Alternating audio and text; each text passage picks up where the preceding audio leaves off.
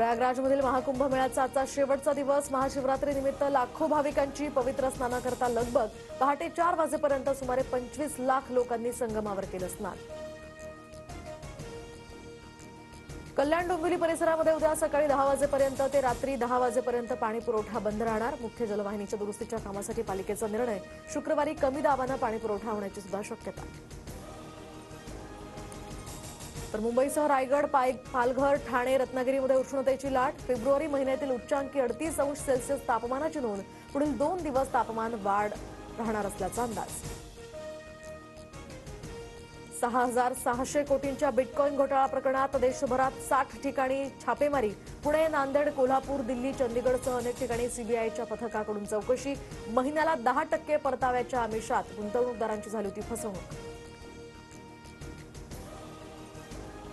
1984च्या शीख विरोधी दंगलीतील दोषी काँग्रेस नेते सज्जन कुमार यांना पुन्हा जन्मठेप. प्रकृतीमुळे मृत्यूदंडाऐवजी शिक्षा कमी दिल्याचा दिल्ली न्यायालयाचा निर्वाळा.